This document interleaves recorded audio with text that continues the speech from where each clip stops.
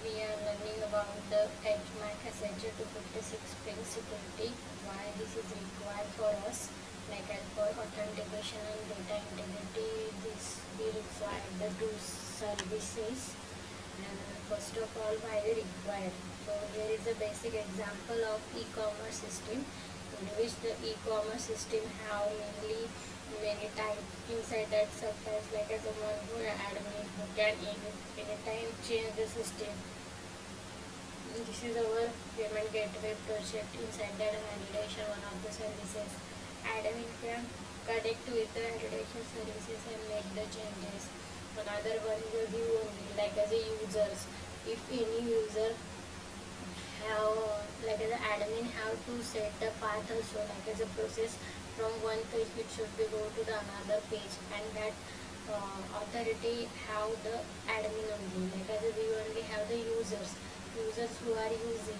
So user don't know, unable to edit any page, but editable only means there is some developers or the system or the group of members who are handling about the software who can edit, like as a, if any user client wanted requirement they wanted to update, so that can be done by the end editing only. They can edit the code and make it like as a user friendly. So this is the e-commerce system and authentication validation process inside our system. If that if this is a like as a cyclic or sequential communication between the e-commerce website to the validation process.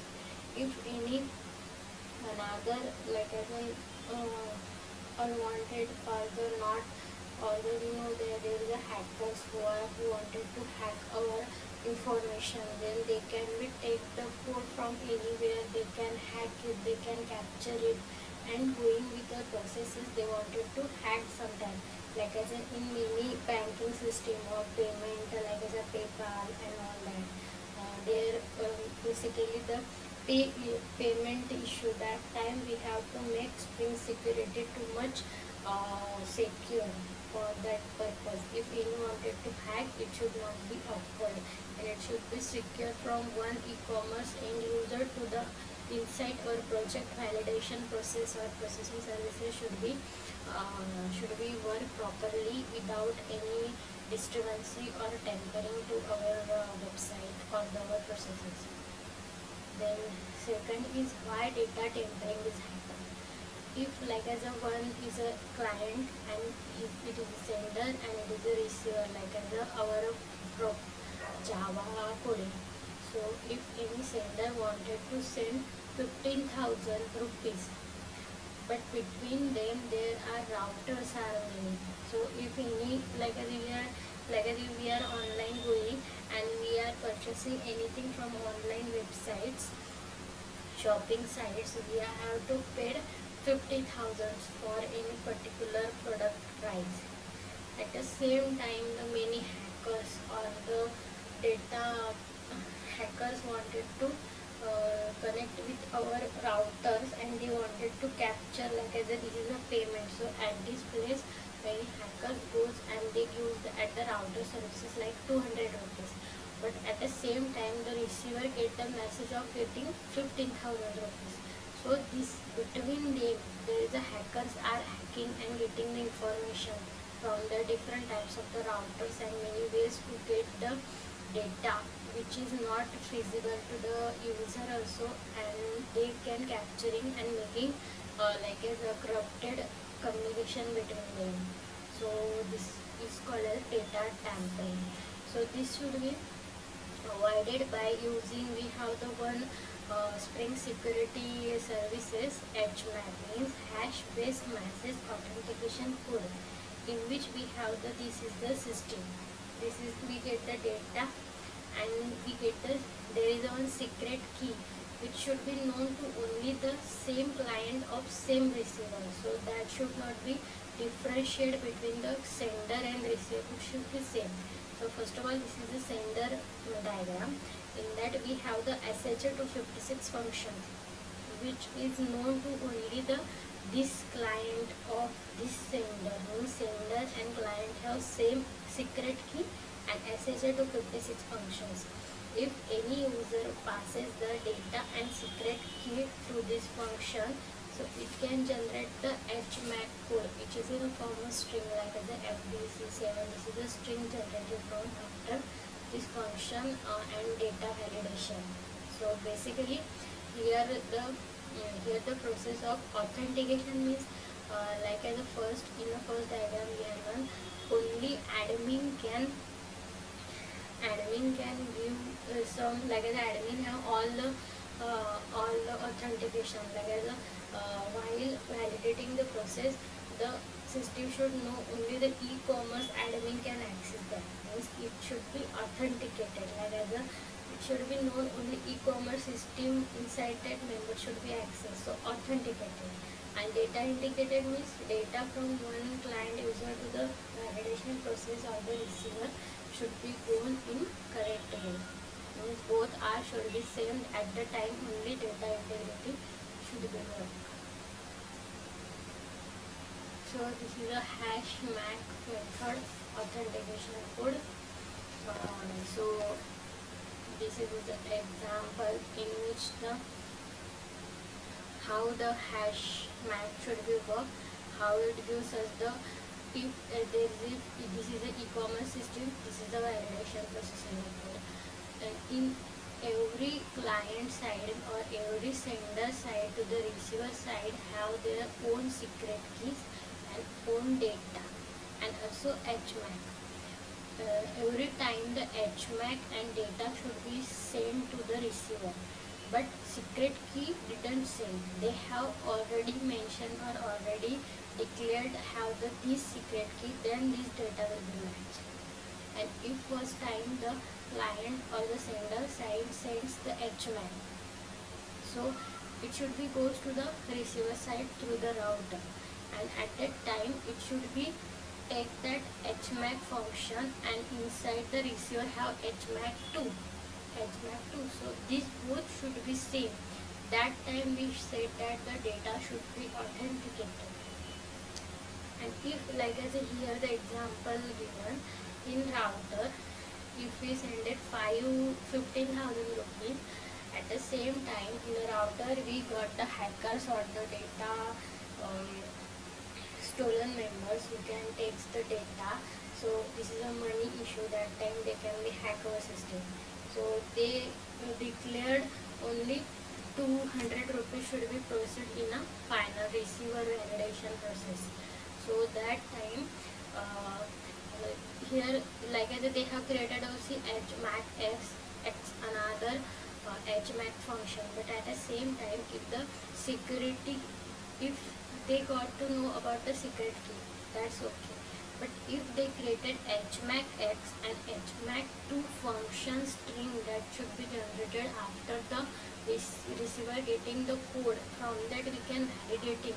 So if they both are not a match, so our data is wrong. So this validation, so this process get to know that there is something not working properly. So if the incoming and HMAC generating the HMACs, now if they have the same authentication, that time we can proceed like as the secret key and HMAC function. But it sometimes this process should be failed, then they get to know there is some data tampered or data should be stolen. At the times we get to know. So this is all about the HMAC data integrity, how the authentication will be worked, and how the data integrity should be maintained in our Spring, and that's all about the HMAC SHA. And then I want to add also HMAC SHA have the many versions or many types, like the HMAC SHA 251 one of them, 256 one of them. And here is one, as I wanted to say that HMAC is one of the function and SHA 256 is one of the function by which the receivers to the end user or the validation process knows that this is integrated from our main sender to main receiver, and it all should be about the data accuracy. And in this what are the main, like as a point we have to remember, Only e-commerce should be allowed to make the payment, rest of all should be rejected. So this is called as a authentication. There is a connection between the sender and receiver. There is a router should be kept between them to the destination servers. So attackers should not do any data tampering. So authentication means knowing with the guarantee that request is coming from your expected source. Should be e-commerce only. Authorization means in e-commerce what action should be performed. Like as the admin have to only admin have all the access, whereas the view only like as a developer or end user have to view only, like they can view but cannot change any another actions in service class. For that we have created a role-based access control in authorization process. In authorization, if view only users can access the system, then only user is authorized to perform only view action. If tries to perform, then they will be block the request. What is on the data integrity? There is the attack or the data tampering happen from sender when our data is going from sender to destination or the receiver level. Then we see that there is a data integrity should be maintained. HMAC SHA 256 performing the both authentication and also data integrity. So it can be confirmed that data is coming only from e-commerce and it should be processed the request. So SHA 256 is for cryptographic functions, like as a whenever data is come, it should be encrypted and then it should be encrypting the data and goes forward. So anyone hack, they unable to understand the code behind that, but hackers have that knowledge, they can get the information from anywhere. So what is meant by HMAC SHA 256? It is a uniquely generated for HMAC function. For any change in input, it will change the output generated HMAC. Two different type of input will never generate the HMAC output. There is a one input and one output only. Same input and generate only same output for other secret key and data also. If authentication, if some other source is sending the data, then HMAC sending is mandatory. If not, then we don't proceed the request. For generating HMAC at sender size, then it is mandatory to use the secret key for sharing some payment system. Some random system will not have this key and cannot generate a valid HMAC, so payment system always reject this request. Then another one is data integrity, like the router should be between them, secret key should be there. There is a generating HMAC functions. We should from that way we can get the map code from. In Spring Security, how we can implement this in a services class like as a Java X crypto for implementing. This is a like as a function should be imported to use the HMAC function.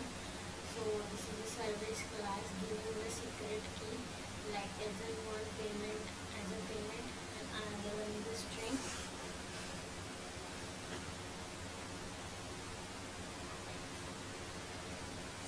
String message should be given in a JSON format and it will be generating the HMAC signature.